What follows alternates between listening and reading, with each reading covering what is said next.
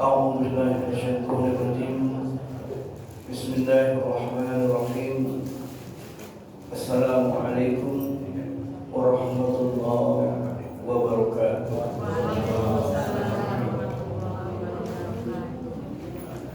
الحمد لله الذي هدانا لهذا وما كنا لنهتدي لولا أن هدانا الله. أشهد أن لا إله إلا الله وحده لا شريك له وأشهد أن محمدا عبده ورسوله. اللهم صل وسلم وبارك على حبيبك الكريم سيدنا محمد وعلى آله وأصحابه وأزواجه وذريته وقرابته وآل بيته أجمعين.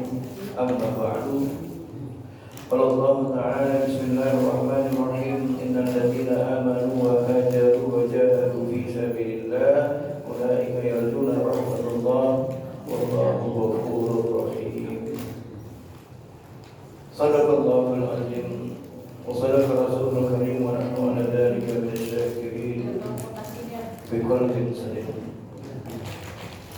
Jamaah sekalian rahimakumullah, bersyukur kepada Allah Subhanahu wa taala, serta salawat dan salam kita sampaikan kepada baginda Rasulullah Muhammad sallallahu alaihi wasallam. Pada kesempatan kali ini kita akan membahas tentang kedudukan sifat mulia dalam diri seorang mukmin itu, yaitu ar-raja wal khauf. Ada namanya ar-raja, berharap, ada namanya al-khauf. Konteks pembahasan kita ini adalah masuk dalam kategori bisa masuk ilmu tauhid, juga bisa masuk ilmu hal yang sifatnya mengendalikan diri kita ini. Apa yang harus kita pahami bahwa Allah Subhanahu wa taala disebut dengan namanya yang indah, yaitu Ar-Rahman. Ar-Rahman, Imam Al-Ghazali dalam kitab Al-Syarhul Qasdul Asna fi Syarhi Asma'ul Husna, Maqasidul Asna fi Syarhi Asma'ul Husna, menjelaskan bahwasanya Ar-Rahman itu dialah Tuhan yang memberikan segala sesuatu yang besar. Yang besarnya itu sampai makhluk ini namanya kita tak dapat kita digambarkan oleh akal manusia, atau bahkan mewujudkan atau mengadakan seperti apa yang diadakan Allah kepada kita semua. Jadi Ar-Rahman ini adalah salah satu nama yang khusus bagi Allah, tidak boleh dinamakan kepada selainnya. Sama seperti Allah, begitu juga Ar-Rahman. Bahkan Allah sebutkan dirinya untuk kita memanggil dirinya dengan dua nama ini yang berulang-ulang. Qul Allah aw Ar-Rahman. Katakanlah, panggillah dengan nama Allah atau dengan Ar-Rahman. Jadi nama Ar-Rahman ini tak boleh disandarkan kepada benda-benda. Misalnya Bapak buat rumah sakit Ar-Rahman, itu tak boleh. Ar-Rahman itu lain, khusus memakai Ar-Rahman saja. Tapi kalau sifatnya sandarannya kepada benda, harus ada sebelumnya. Itu Abdul Rahman, Baitur Rahman, ya, Ibadur Rahman.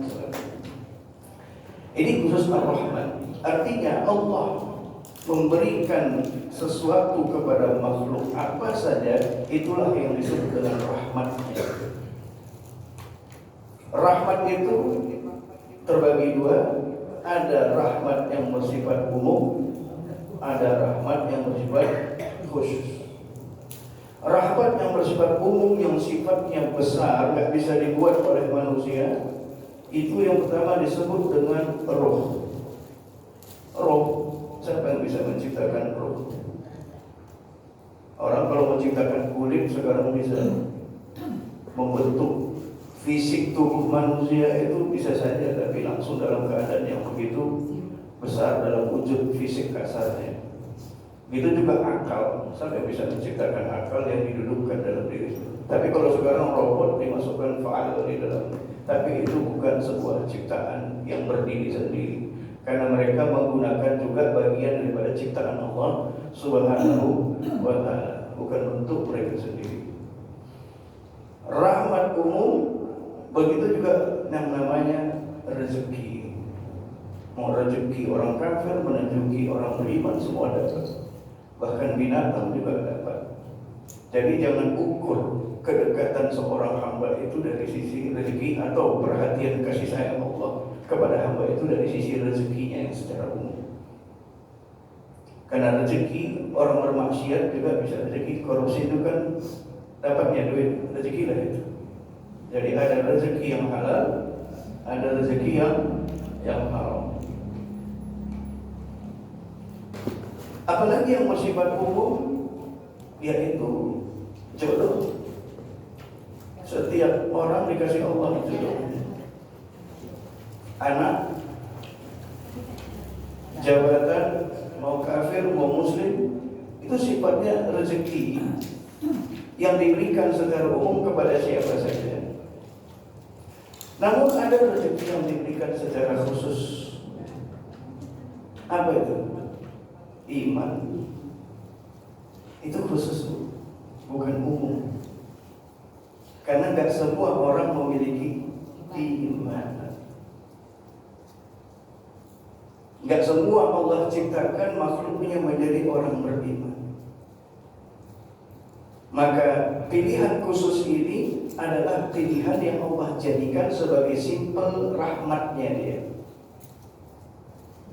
sebagai contoh dalam bentuk kasih sayang Allah agar makhluk yang diciptakannya ini dapat berjumpa dengannya. Karena untuk berjumpa dengan Allah syaratnya bukan dia punya harta, bukan dia punya jabatan, dia bukan memiliki dunia dan isi-isinya, tidak. Tapi syarat untuk dia bisa berjumpa Allah adalah dia memiliki iman, tauhid, syahadatain. Gak ada jalan untuk kita berjumpa Allah kalau enggak melalui pintu iman. Itu rahmat khusus. Jadi kita ini kan orang pilihan Allah yang dijadikan hamba-Nya. Sedangkan di luar orang-orang yang tidak memiliki iman itu belum masuk kategori hamba-Nya, tapi masih makhluknya. Itu beda makhluk dengan hamba. Kalau makhluk itu jenis ciptaan, kalau hamba itu status kepangkatan dan kemuliaan. Maka gelar-gelar apapun yang kita dapatkan di luar sana dalam bentuk dunia, itu sifatnya adalah gelar-gelar yang umum saja. Dan gak bisa kita banggakan di hadapan Allah Subhanahu wa ta'ala. Yang bisa kita banggakan adalah gelar Abdullah, hamba. Rahmat Allah begitu besar yang kita terima di sisinya, dan Allah memberi tanpa menuntut apapun pada kita agar dibalas. Tapi Allah beri semuanya itu dari sisi yang Allah ciptakan ini, gunanya cuma dua. Pertama, agar seluruh yang dia ciptakan dari jin maupun manusia dapat mengenali dirinya. Dapat mengenali dirinya. Dia dikategorikan sebagai ayatullah, sebagai ayat-ayat Allah yang menunjukkan nilai-nilai kekuasaan, keagungan Allah Subhanahu wa ta'ala. Itu sifatnya, rahmatnya rahmat jalalullah. Jalaliyatullah itu artinya rahmat yang ditunjukkan untuk mengatakan aku ini yang kuat, aku ini yang mengadakan, aku ini yang menciptakan, aku ini semua. Sedangkan kalian tidak bisa melakukan apa-apa. Itu rahmat yang sifat jalalnya Allah. Tapi ada rahmat yang sifatnya rahmatullah, rahmat yang sifatnya min rahmaniyatullah. Artinya apa? Siapapun dia mau menentang atau tidak menentang, menyembah padaku atau tidak, semua berkasih. Nah, jadi kita bahas, kalau begitu kita ingin rahmat yang mana? Kalau dunia ini umum, dunia ini tempatnya umum, semua dapat kesenangan. Tapi di akhirat khusus, cuma dua, kelompok orang yang bersenang-senang atau kelompok orang yang tersiksa selamanya. Kalau kita baca dari surah Al-Baqarah, ciri-ciri hamba Allah itu yang memiliki tiga hal dari sisi iman, hijrah, dan jihad. Innal ladzina amanu wal ladzina hajaru wajahadu fi sabilillah. Dan orang-orang yang beriman kemudian mereka hijrah, meninggalkan kampung halamannya atau meninggalkan hal-hal kemewahan yang membuat mereka lalai kepada Allah atau yang menghambat kedekatan dirinya kepada Allah. Mereka tinggalkan itu semua, baik hijrah zahir, baik hijrah batin. Summa wajahadu fi sabilillah. Kemudian mereka fokus di dalam hidup mereka berjihad di jalan Allah. Apa yang mereka lakukan itu semuanya? Untuk apa mereka melakukan semuanya? Mati-matian menjaga keimanannya, kemudian letih-letih diri ini untuk meninggalkan segala keburukan yang merusak hubungan dengan Tuhannya. Kemudian bahkan mereka rela jihad di jalan Allah sampai nyawa pun menjadi taruhannya. Tujuan mereka apa?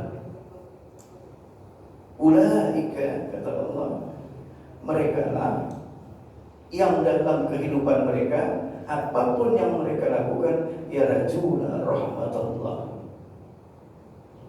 Yang mereka cari adalah rahmat Allah. Jadi kalau bapak ibu sholat, yang ibu cari apa? Pahala atau surga? Allah gak bilang mulai yarjuna jannah itu. Surga. Untuk dapat surga harus dapat apa dulu? Jangan langsung potong kompas. Jadi amal kebaikan kita bukan tiket untuk mendapatkan surga, ingat itu. Amal kebaikan kita tiket untuk dapat rahmat Allah. Maka kalau orang yang dia kejar rahmat Allah, kenapa mereka kejar rahmat Allah? Karena mereka sadari apa yang mereka lakukan dari semua nilai ibadah itu bukan karena perbuatan mereka sendiri, tapi karena ada rahmat Allah yang Allah titipkan pada dirinya, sehingga dia menjadi orang yang beriman, sehingga dia menjadi orang yang taat dan patuh. Maka kesadarannya itu membangun dirinya untuk mendekatkan kepada Allah sedekat-dekatnya sebagai wujud rasa syukur mereka. Maka perlakuannya nyaman gitu. Tuntutannya bukan makhluk lagi, tapi tuntutannya sesuatu yang ada melekat pada diri Allah dari rahmatnya. Maka kalau kita sudah dapatkan rahmat-rahmat itu, Allah bilang apa lagi dalam Al-Quran? Wa bikul bifadlillahi wa rahmatihi falyafrahu. Katakan ya Muhammad kepada seluruh hamba-hambaku, hanya karena fadlillah, keutamaan Allah dan rahmatnya, hendaklah dengan itu kalian berbahagia. Ini yang kita bicara rahmat Allah dari sifat Ar-Rahman. Allah itu mengasihi tanpa melihat adakah dia orang ini ngikut atau enggak sama dia. Allah kasih saja. Tapi ada sebuah jalan Allah titipkan pada akalnya untuk berpikir. Faman syaa'a falyu'min wa man syaa'a falyakfur. Mau beriman, ini gunakan akal. Mau kafir, gunakan akal. Allah hanya ingatkan kita bahwa inna a'tadna liz-zalimina nar. Kami siapkan bagi orang-orang yang zalim pada dirinya, tak tahu rasa terima kasih kepada Allah, neraka. Jauh sekalian rahimahumullah, itu kenapa sifat ar-roja ini bagian daripada sifat orang mukmin, ya? Sifat orang yang mukmin yang melekat pada dirinya. Maka begitu keluar sifat yang satu ini, maka pasti yang dicarinya adalah dunia, ataupun kesenangan nafsunya, atau karena terbujuk rayuan setan. Nah ini. Jadi kalau kita ingin mengenal Allah lebih banyak lagi tentang Ar-Rahman, ibu bisa baca surat Ar-Rahman. Orang yang rajin baca surat Ar-Rahman akan melekat sifat kasihnya kepada siapapun tiap hari. Jadi kalau sudah melekat sifat Ar-Rahman, jadilah dia Abdur Rahman. Abdur Rahman ini sifatnya unik, kan? Sifatnya unik. Dan Allah ceritakan sendiri nama Ibadur Rahman itu dalam Al-Quran. Ada namanya khusus dalam satu surat. Bagi yang mengikuti sifat Ar-Rahmannya, Allah kasih gelar mereka Ibadur Rahman. Di mana ada letak ayat Ibadur Rahman itu? Di dalam surat Al-Furqan ayat 63 sampai ayat 76. Sifat-sifat Ibadur Rahman. Nah, bagi kita yang sudah meyakini Allah Ar-Rahman, kasihnya begitu luas, perlakuan kita bagi orang yang mengimani Allah Ar-Rahman, hendaklah kita yakini bahwa Allah itu sungguh rahmatnya lebih besar daripada azabnya. Allah itu gak ingin kita masuk neraka. Seburuk apapun perbuatan kita, Allah masih kasih waktu bagi kita. Sampai kapan? Setahun sebelum mati? Sebulan sebelum mati? Suatu saat ini ditawarin. Pada saat Rasulullah sangat bersedih hati mau meninggal dunia, sedih kali dia sampai tangisannya kedengaran. Ada apa dengan engkau? Ya Muhammad, wahai Jibril, aku merasa resah kalau aku nanti mati. Bagaimana umat-umatku yang berdosa?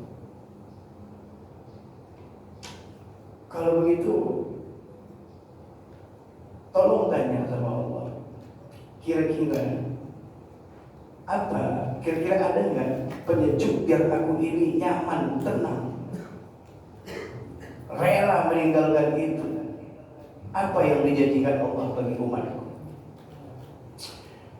Keinginan Rasulullah adalah bagaimana tercurahkan rahmat Allah itu bagi umat-umatnya yang berdosa.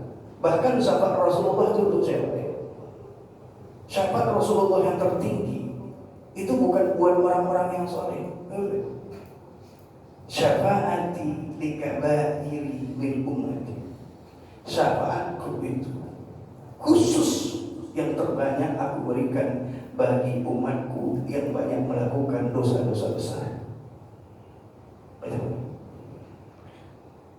Jadi kalau bicara tentang peduli kasih, Rasulullah kan ada tandingannya. Mau mati yang dipikirkannya adalah umatnya. Itu karena sifat dia memiliki sifat Ar-Rahman gitu. Nggak pikirkan diri sendiri. Jadi kalau ada orang yang lari dari jalur syariah, yang bersifat Ar-Rahman itu seperti apa nanti? Mendoakan dia, cocoknya doakan apa dia? Mati atau apa? Atau sakit-sakitan atau kena laknat atau gimana? Dengan orang yang tersesat, nampak selalu berbuat masalah. Pak Haji doakan apa sama dia, Pak? Hah? Lawan. Atau kita hukumi ahli neraka itu semua, kafir itu semua. Jangan.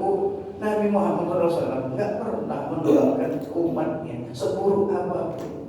Dia hanya keluar dari mulutnya apa? Fahdi kaum, tunjukkan kaumku. Jadi kita ingin menarik dengan sifat Rahman kita terhadap orang-orang mukmin adalah itu kepribadian pengikut Rasulullah. dalam surat Al-Fatah kan disebutkan Muhammadur Rasulullah walladzina ma'ahu asyidda'u 'alal kufar ruhama'u bainahum. Ada sifat penuh kasih. Ini untuk mengenal Allah, sifat Ar-Rahman itu nggak habis-habisnya gitu.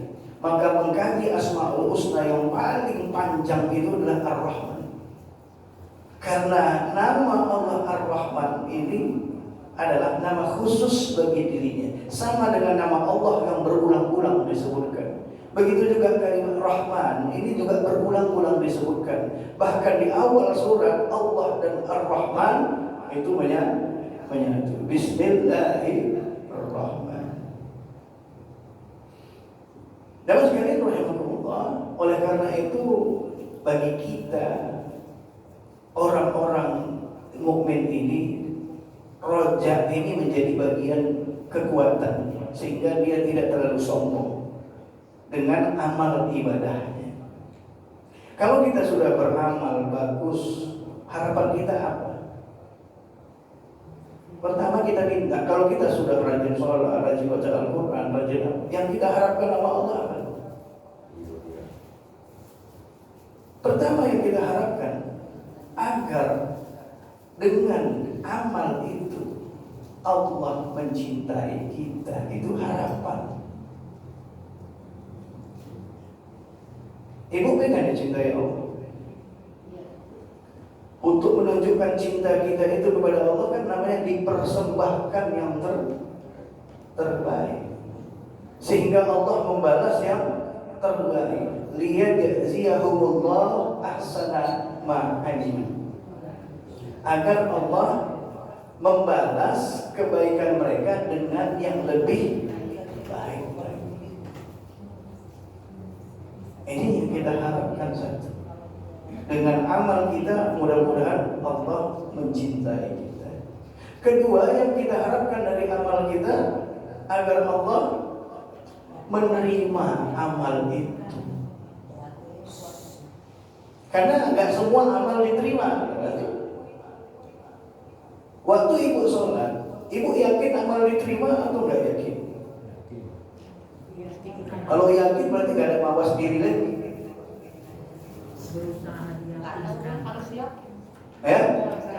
Yakin di dalam diterimanya amal itu tidak boleh, karena sudah merasa bersih dan pasti diterima. Tidak boleh yakin dalam beramal. Harap yang ada bukan yakin. Duduk amal itu dirojak bukan dia. Kalau akidah yakin. Benar. Jadi kita beramal ini yarjuna rahmatullah, itu yang tertinggi gitu kan. Enggak salah kita mengharapkan surga, enggak salah. Enggak salah kita mengharapkan pahala, enggak salah. Tapi tujuannya bukan itu. Kalau kita mengejar selain Allah, apakah Allah nyalahkan? Enggak ya, kita Allah juga maklum keterbatasan dari apa pemahaman yang dia miliki. Tapi yang tertinggi adalah nggak ada yang lain hanya selain rahmat Allah itu sendiri. Kalau sudah rahmat Allah, liyajzihumullah ahsana ma 'amilu wa yazidahum min fadli. Itu di dalam surah An-Nur. Allah akan balas dengan balasan yang sebaik. Yang sebaik-baiknya itu bukan menurut kita, ya. Menurut Allah. Ya, itu roja, berharap. Ada khauf. Duduknya khauf di mana? Kekhawatiran. Kalau amal tidak diterima. Kekhawatiran itulah membuat kita membenah diri dan mengevaluasi semua yang kita lakukan. Layak enggak aku dapat cintanya Allah? Layak enggak persembahanku ini menjadi sesuatu yang diterima Allah? Jadi antara harap dan cemas Ini roja wal khauf. Nah kalau gitu kita disuruh meminta, bahkan di dalam cerita Ashabul Kahfi mereka minta apa? Kepada Allah di balik segala bentuk keraguan mereka, keinginan mereka itu. Rabbana wa atina min ladunka rahmah. Betapa penting kita minta rahmat Allah. Wa atina min ladunka rahmah. Apa doa? Wa hayyi lana min amrina. Untuk dapat rahmat Allah itu, kalau nggak dibimbing Allah, bagaimana kita bisa mendatangkan rahmat Allah itu? Nah, memang banyak sekali amalan-amalan yang mendatangkan rahmat Allah. Karena rahmat Allah itu bagi khusus orang beriman itu adalah yang paling tinggi, pengampunan dosa. Pengampunan. Kalau dosanya sudah tidak ada, lama nggak di surga? Lama nggak di neraka? Masuk di surga dan selamanya? Enggak. Yang membuat lama kita di neraka apa? Karena banyak dosa yang belum selesai. Itu rahmat. Rahmat Allah itu bukan hanya waktu hidup, waktu mati, bahkan nanti di hari kiamat udah masuk neraka pun itu kita masih mengharapkan rahmat Allah. Nggak pernah berhenti. Kalau ibu minta harta hanya di dunia aja nih. Tapi minta rahmat Allah sampai nanti ke sononya. Yang kita minta ini mau rahmat khusus. Rahmat khusus itu yang seperti apa? Yang kita pentingin dalam hidupnya. Rahmat ada 6. Perlu kita catat. Rahmat khusus, mintalah 6 hal. Sehingga betul-betul yarjuna rahmatullah itu betul-betul memiliki sebuah kepribadian. Pertama, minta sama Allah ilmu dan ma'rifah. Karena gak semua orang dikasih ilmu. Kalau iman tadi kan sudah baik. Karena dengan ilmu makrifah ini menguatkan iman, akan menambah sebuah keyakinan. Kalau nggak ada ilmu tentang iman, apalagi mempercayai 6 rukun iman itu tanpa ilmu, itu hanya sekedar angin lewat.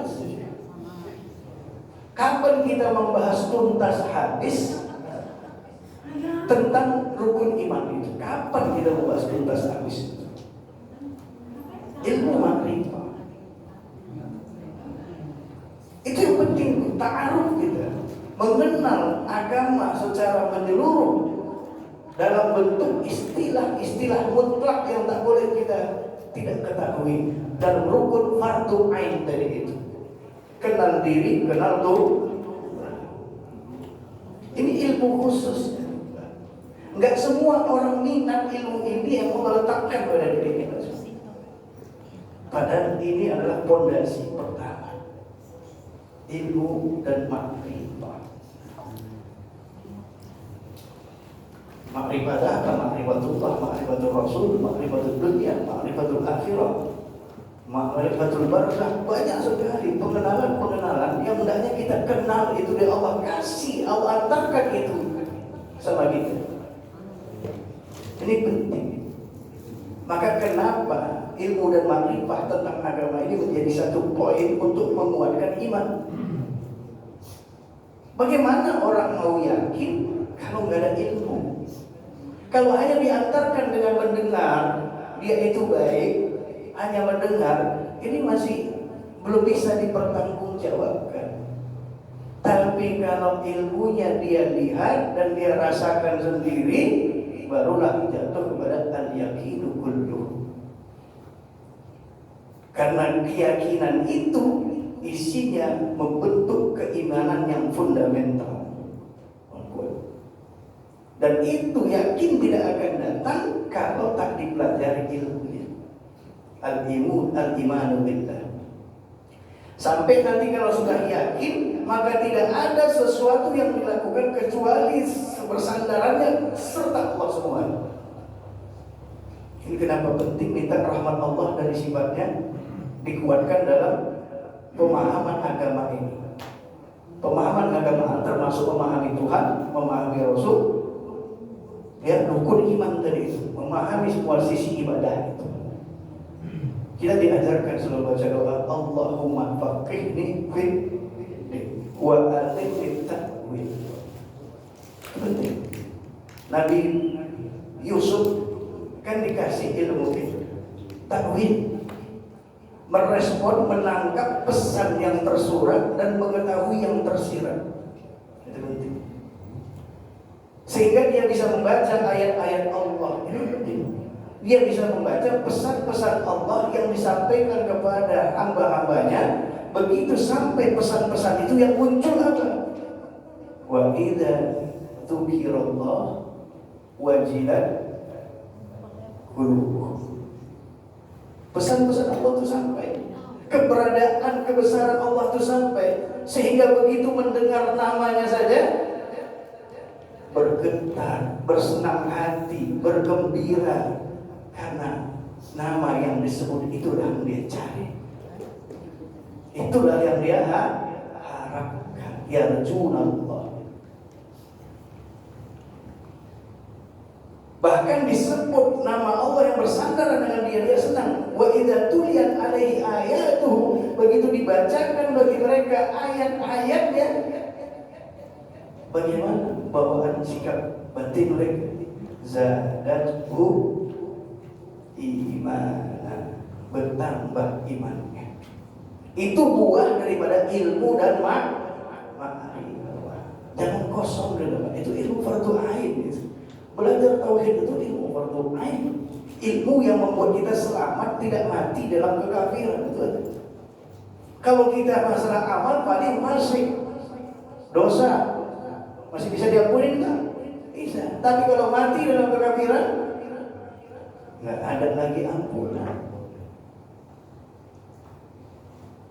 Maka minta Allahumma faqihni fid din wa alimni ta'wil, agar kita bisa membaca, merespon semua pesan-pesan Allah.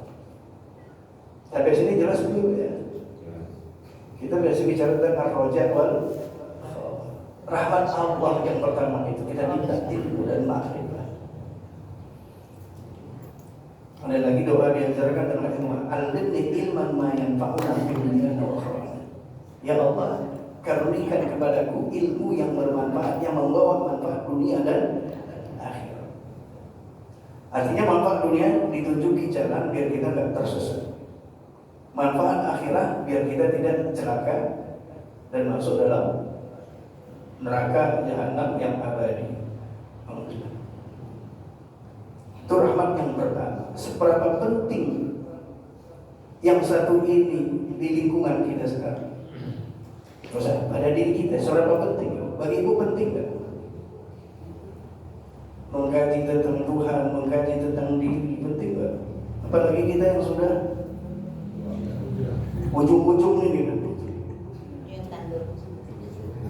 Bagaimana kita merasa dekat sama Allah saat kita sudah mau menghampirinya itu, dan kita sudah menjadi orang yang betul-betul sudah siap berjumpa sama Allah. Kita tidak perlu takut sama makhluk. Apa yang takut sama neraka? Orang lebih takut sama neraka. Takut neraka, takut alam barzah, takut malaikat mungkar dan nakir. Itu sama kayak kita makhluk. Mereka berfungsi sesuai ketentuan Allah. Yang kita takut kalau kita enggak mengikuti ketentuan Allah. Sehingga kalau kita enggak mengikuti ketentuan Allah, Allah berbalik muka memandang kita. Itu yang kita takuti. Maka kita minta selalu kepada Allah untuk selalu mengingatnya, menyebutnya, mengingatnya, dan merasakan kedekatan bersamanya. Kalau sudah Allah bersama kita, kita mau takut. takut apa? Mau takut apa kita? Umar begitu, nggak takut dia sama malaikat mungkar dan nakir. Justru mungkar dan nakir itu yang dia tanya. Dia cerita dalam kitab Nur Salam, kitab Imam Nawawi. Waktu sama-sama Rasulullah, Umar bilang, ya Rasulullah, aku mau bertanya, adakah mungkar dan nakir itu juga makhluk seperti kita? Iya, mereka juga makhluk. Kenapa mereka itu digambarkan selalu seram menunjukkan wajah mereka di hadapan orang ini, sehingga hati orang beriman itu begitu resah. Hati orang iman itu begitu resah. Ya Rasulullah, boleh aku minta izin tidak? Aku nanti kalau meninggal, aku akan kasih pesan tuh sama mereka mungkar dan nakir. Jadi Umar, sehingga jangan sampai kita, Bapak jangan gambarkan mungkar dan nakir itu sebagai sesuatu yang kita takutkan. Enggak. Mungkar dan nakir ini sebagai teman bagi orang yang beriman. Dia tidak akan menyakiti, tapi dia punya wajah yang sangar. Begitu seletuk Umar. Ali dengar ini. Kalau Umar waktu hidup setan takut gak? Hah? Umar waktu hidup setan takut gak? Takut. Sehingga setan bilang, disebut dalam hadis, kalau Umar lewat, setan lewat, ini setan balik kanan. Yang dihadapi Umar. Kalau kita datangi setan, lu kata dia.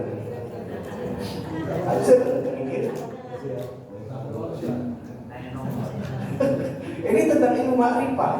Umar itu dikasih ilmu khusus, Ali itu dikasih ilmu khusus, Abu Bakar itu dikasih ilmu khusus, Abu Hurairah dikasih ilmu khusus. Enggak semua sahabat dapat ilmu khusus.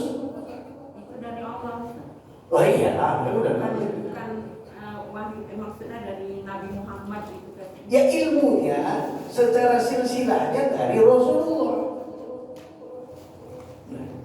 Jadi nggak semua sama makom keilmuan seseorang. Nggak semua sama. Yang kita anggap sama. Ilmu agama ini unik. Yang zahir saja pun kita masih berbeda paham. Yang zahir. Sejauh mana kita pahami ilmu Allah. Dalam menerapkan hukum pun kita masih salah paham. Abu Hurairah bilang apa? Aku dikasih Rasulullah itu 2 ilmu. 1, 2 karung gitu ya ibaratnya. 1 aku sampaikan, yang 1 aku rahasiakan. Karena ilmu yang 1 ini kalau aku sampaikan, aku akan dibilang orang gila, sesat. Karena ilmu rasa. Ilmu rasa, ilmu rahasia. Ilmu yang mukasyafah yang Allah perlihatkan kepada mereka. Enggak suka. Jadi ilmu dan makrifah ini luas. Semakin bening hati kita, semakin terbuka segala sesuatu yang rahasia. Rasulullah itu kan dia punya makrifah yang Allah bukakan, bisa melihat keadaan alam kubur. Dengar? Lagi lewat, Rasulullah ambil berpah, kemudian letakkan. Sehingga sahabat mengapa ya Rasulullah, selama masih basah, maka itu akan meringankan beban. Berarti ada perilaku perbuatan orang hidup kepada orang yang sudah meninggal. Bukan melalui bendanya, tapi bukan bendanya, tapi siapa yang megang bendanya. Itu kenapa di situ ada berkah dalam setiap hamba Allah yang dia muliakan. Kalau dalam kajian tauhidnya namanya kajian tabaruk. Tabaruk dengan ilmu, tabaruk dengan harta, tabaruk dengan macam. Oke, itu yang pertama, ilmu dan makrifah. Tapi apa semua orang mau doain Allahumma faqihni fid din wa alimni ta'wil? Belum tentu semua perlu alim. Nah, ini yang penting dikasih ilmu agar iman selamat. Kuatnya iman didasarkan dengan ilmu. Adanya ilmu karena naik kepada level yakin. Yang kedua, rahmat apa yang kita minta? Yarjuna rahmatullah. Ashabul kahfi minta rahmat apa?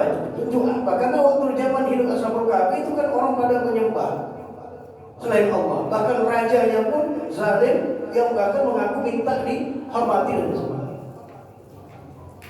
Kalau nggak dapat ilmu makrifah, sesatlah dia ikut menyembah berhala dengan yang apalagi mau akhir zaman ini, Pak. Banyaknya ajaran sesat, kalau nggak ada penguatan ilmu makrifah itu mau jadi apa? Betul. Ya? Kita mau jadi apa? Dan ya, itu yang pertama itu penting. Yang kedua, kita minta kepada Allah agar kiranya dikasih kekuatan kita untuk taat dan patuh. Taat dan patuh menjalankan ibadah. Setelah ma'rifah baru ibadah. Ibadah apa? Zahir, batin, perkataan, perbuatan. Termasuk juga ibadah batin dalam suasana hati kita, jiwa kita, akal kita. Itu ibadah batin. Ibadah batin contohnya tafakkaru sa'ah, berpikir sejenak, lebih baik daripada ibadah 1000. Ada katakan 1000, ada khairun min ibadati sana, ada yang mengatakan 1 tahun. Berpikir sejenak, mikiri apa? Mikiri kebesaran Allah. Kalau Imam Ghazali katakan yang dalam kitab Al-Hikam juga disebutkan ada 3 yang harus kita pikirkan. Pikirkan Allah, kebesarannya, pikirkan Allah dalam kasih sayangnya. Ketiga, pikirkan diri dari keburukan sifat-sifat kita.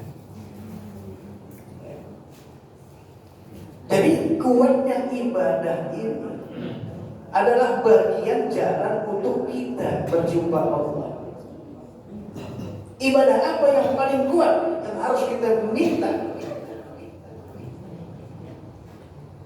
Ibadah apa, Pak? Mau jawab, Pak?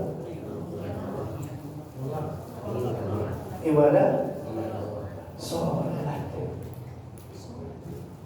Sholat ini mencakup semuanya, Pak. Zahir batin ibadah yang lain ada dalam sholat. Maka orang yang dekat hubungannya dengan aku, kata Allah nanti di hari kiamat, adalah orang yang paling banyak sholat. Sholat ini artinya, Ibu, adalah membangun sebuah hubungan.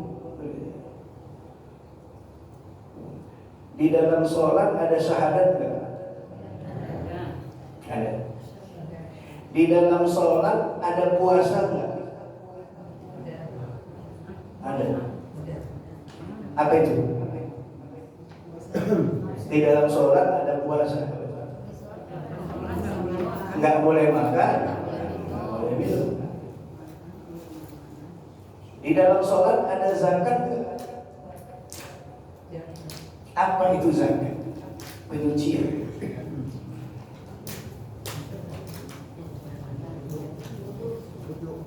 Membersihkan diri. Ada nggak? Ada. Bukan harta itu ya, tapi jiwa. Ada zakat fitrah. Di dalam sholat ada haji nggak? Haji itu intinya di mana? Di Baitullah. Boleh? Rumah rumah Allah itu sebagai titiknya kenapa kita mau ke sana itu. Dalam sholat, Baitullah itu di mana? Di hati.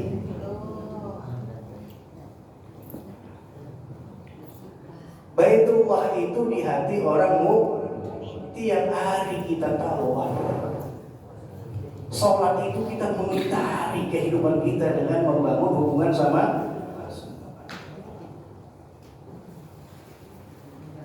Di dalam sholat itu ada membangun hubungan sama manusia enggak? Ada kan? Kita selalu doanya ihdinas siratal. Di dalam sholat itu antara diri kita dengan Tuhan ada enggak? Ada enggak kesaksian kita di hadapan Allah? Adalah pengakuan diri kita di hadapan Allah. Inni wajjahtu. Ini semua ada pesan tersurat tersirat. Dan rugilah orang yang gak mementingkan sholatnya. Di dalam sholat ada salawat gak? Di dalam sholat ada zikir gak? Ada doa gak? Di dalam sholat ada kematian gak?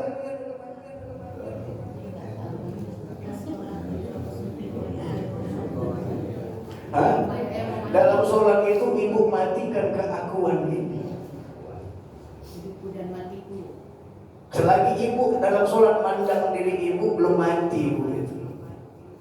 Menyernakan diri itulah kehadiran. Ini penting memahami ibadah, duduknya ibadah. Kenapa sholat itu levelnya setelah syahadat? Karena itu jalan membangun kehidupan. Baik vertikal, baik horizontal. Maka cukup dikatakan orang hina kalau dia nggak lagi penting dengan sholatnya. Itulah kita minta doa dari Rasulullah. Allahumma a'inni ala dzikrika wa syukrika wa husni. Yang terakhir ini adalah kegelisahan diri kita melihat banyaknya kelemahan kekurangan kita, agar setiap saat kita sibuk memperbaiki ibadah kita. Memperbaiki itu apa? Hal-hal yang tidak baik. Kalau sudah baik bukan diperbaiki, diperindah. Kalau bahas hal-hal yang diperindah itu sifatnya ar-rahim. Kalau Rahman membangun bangunannya, ar-rahim menghiasi bangunan itu.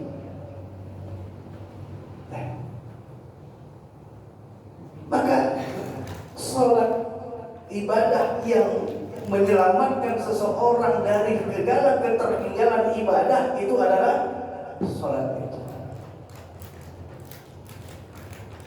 Kalau orang sholat enggak zakat, diselamat enggak? Masih dihisab enggak amalan yang lain?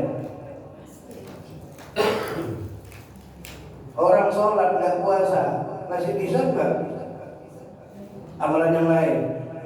Tapi orang puasa, orang zakat, orang haji tapi enggak sholat, masih dihisab enggak? Itu kenapa dikatakan sholat itu roksul ibadah. Kepala kodinya ibadah itu di sholat. Apa arti tangan bergerak, kaki melangkah kalau ada kepalanya?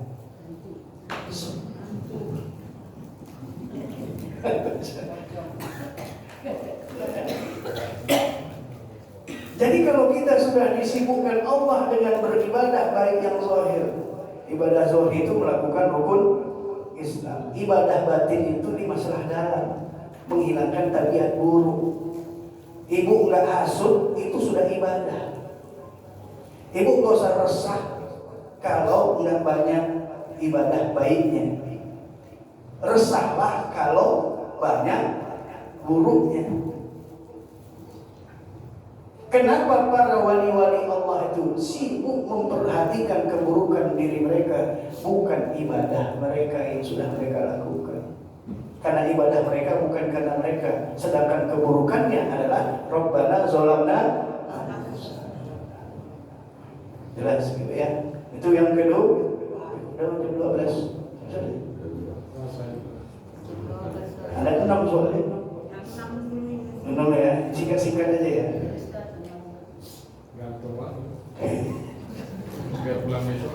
Kajian kita selalu gantung ya Pak. Dulu juga nggak selesai. Ketiga, mintalah kepada Allah rezeki yang berkah, bukan rezeki yang banyak. Kalau rezeki yang banyak, orang kafir pun banyak. Olo panggawe itu banyak, itu rezekinya berkah mah kurang. Kalau banyak dikit itu urusannya Allah, bukan urusan kita. Rezeki kita sudah dibagi semua kok. Banyak dikit Allah yang tahu. Yang kita minta barokatan fir rizqi. Apa rezeki yang berkah itu? Semua yang Allah berikan yang membawa kita untuk dekat sama Allah.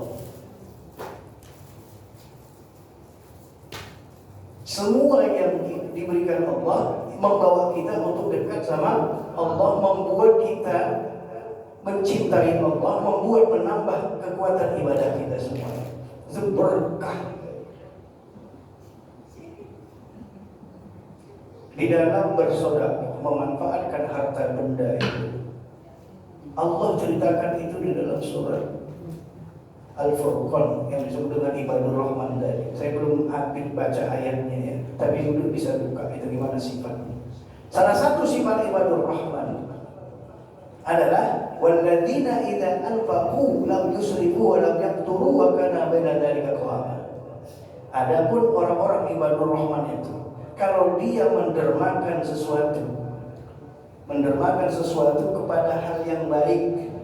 Ini tentang hal yang baik. Kalau yang buruk itu nggak usah cerita, itu nggak ada di orang terima. Yang perlu kita jaga adalah menghormati pemberian Allah itu seperti apa. Pertama, mereka lam yusrifu, nggak berlebih-lebihan. Artinya nggak berlebih-lebihan seperti apa? Berinfak sesuai dengan kebutuhan yang dibutuhkan, jangan berlebihan. Bapak ngasih jajan sama anak, itu kan ibadah. Berapa banyak Bapak ngasih menurut selera ibu atau selera bapak? Atau menurut selera anak? Atau kalau udah banyak kali nggak pakai selera suka-suka aja ngasih aja nah. Ini kartu aneh mama kamu mau gunakan apa saja silakan lah. Itu israf itu. Memberikan sesuatu kepada orang yang nggak layak menerima sesuai dengan kebutuhannya, berlebihan dengan kebutuhannya, itu israf dan itu dosa batin. Membuat orang menggunanya kepada maksiat.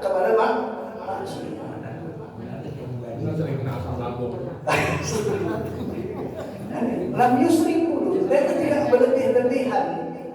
Misalnya bangun masjid miliar-miliaran, di sekitarnya banyak orang kelaparan. Itu israf, berlebihan dalam membangun masjid, bukan menjadi sebuah kebutuhan. Artinya berbuat baik saja pun ada dosanya.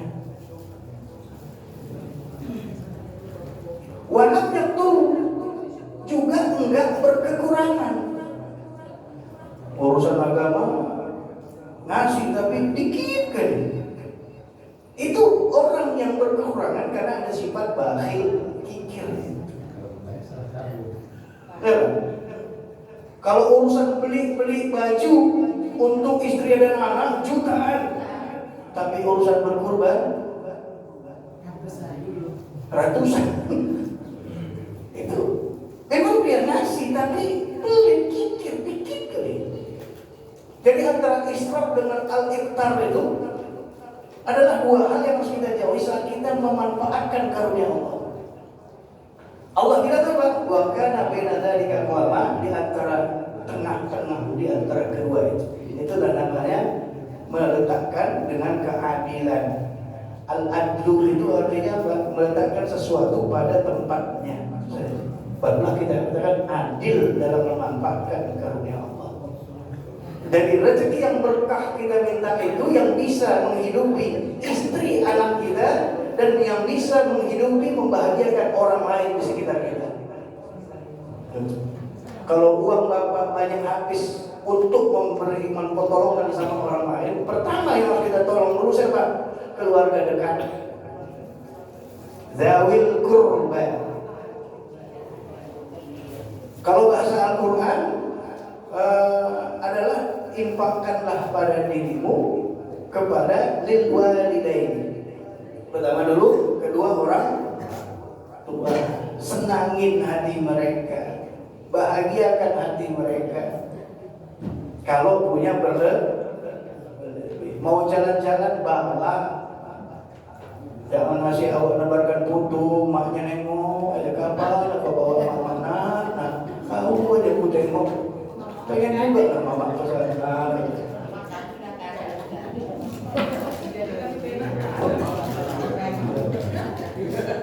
Maka yang kita senangkan dulu adalah walidain.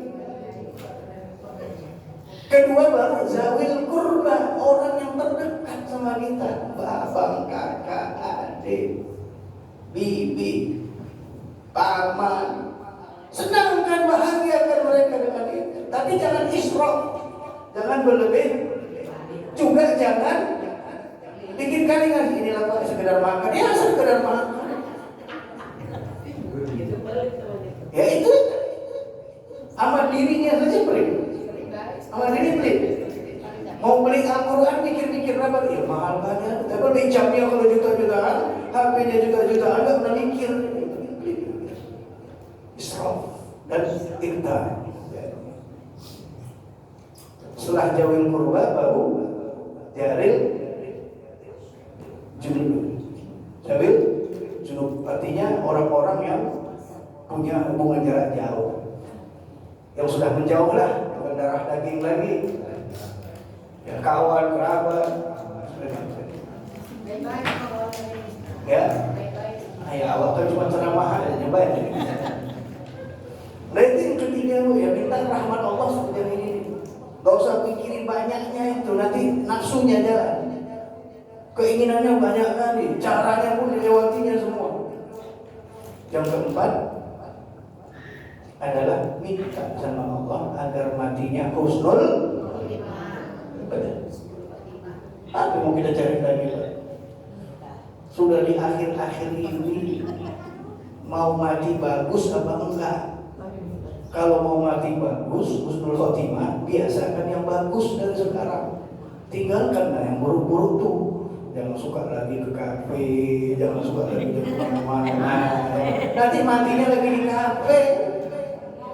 Bro, Seringlah di majelis, seringlah di masjid, seringlah datangi guru-guru, biar matinya indah-indah.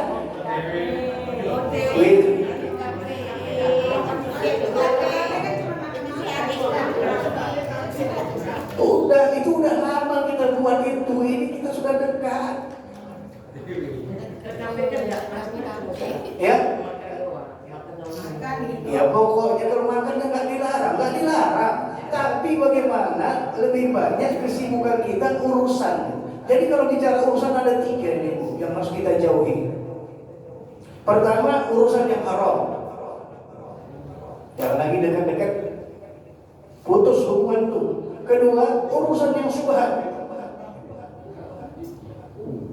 Ketiga urusan yang mubah yang nggak ada manfaatnya dalam membangun hubungan kita sama Allah. 3 ini hindari di masa ujung-ujung ini.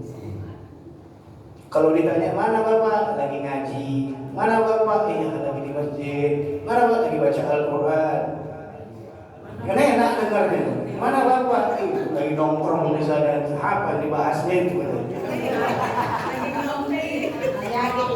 Sibuk lagi bicara tanah lagi, lupa bicara tanah kuburan. Si tanah kaplingan yang dibahas. Udah Ustaz, kawan kami, mana bapak lagi OTW? Ini OTW kawan kami ada. Dan keempat ya udah ya, itu rahmat Allah yang sangat sakaratul maut tadi, husnul Yang kelima, bebas azab kubur. Sibuk ngamalkan, mempersiapkan tempat itu. Apa? Rasulullah udah kasih kunci. Banyak baca surat Al-Mulk. Jangan tinggal setiap mau tidur. Nikmati kegelapan bersama Allah dalam membicarakan Al-Mulk, kebesaran Allah Subhanahu. Siapa yang membaca itu bebas azab kubur, dia kasih kok kartu jaminan gitu. Keep izin pembebasan azab kubur gitu. Dan yang terakhir, nyaman nanti saat bangkit dari dalam kubur, hisabnya mudah, masuk dalam surga, berkumpul sama Rasul, memandang wajah, dan selesailah kajian kita. Itulah yang kita harapkan, rahmatullah tadi itu. Jangan cari yang lain lagi, yang kita umur ini nggak lagi bicara nanti lagi, karena nanti nggak berlaku lagi. Sekarang, iya, kalau masih muda masih nanti bisa nanti. Udah awal 60 mendekati umur Rasulullah kan, 60-an lewat. Ya baik Bapak Ibu, silakan kalau ada yang bertanya. Iya.